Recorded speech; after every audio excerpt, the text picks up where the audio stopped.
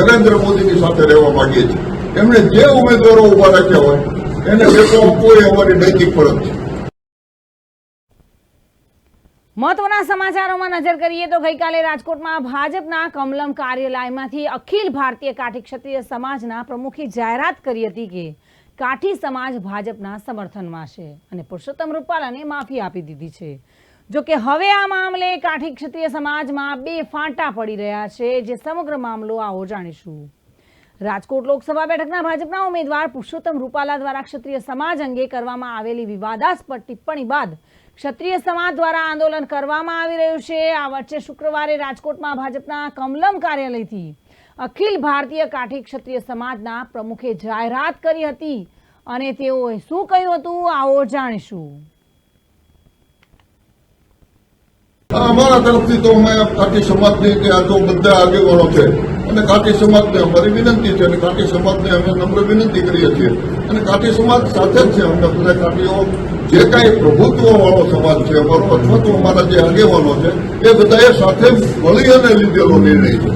આમાં નથી કોઈ અમારી માથે પ્રેશર, નથી કોઈ અમે કોઈના પ્રેશરમાં અમે નિર્ણય લીધો, પણ વર્તમાન પરિસ્થિતિમાં જ્યારે અમારે નિર્ણય લેવાનો થાય તો આ એક રાષ્ટ્રીય અને આંતરરાષ્ટ્રીય પ્રશ્ન છે અને આ રાષ્ટ્રીય પ્રશ્ન હોય ને રાષ્ટ્રીય પ્રશ્નમાં નરેન્દ્ર મોદીનો જ્યારે સવાલ આવતો હોય ત્યારે અમારે બીજા બધા પ્રશ્નોને ગૌણ માનીને અમારી ફરજમાં આવે છે અને અમારો ઇતિહાસ પણ એ રહ્યો છે, કાઠીઓનો ઇતિહાસ પણ એ રહ્યો છે।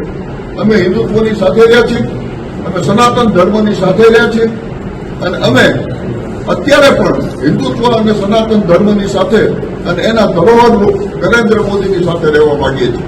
એમણે જે ઉમેદવારો ઉભા રાખ્યા હોય એને ટેકો આપવો એ અમારી નૈતિક ફરજ છે।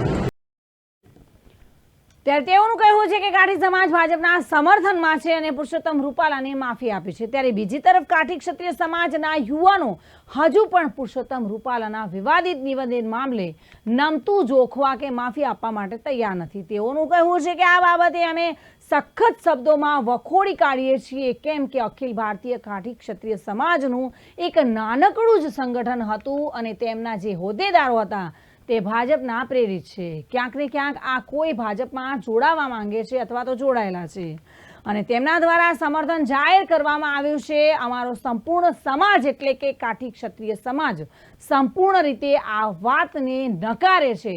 ત્યારે હાલ તો હવે આ મામલે કાઠી ક્ષત્રિય સમાજમાં બે ફાંટા પડેલા જોવા મળી રહ્યા છે। નમસ્કાર।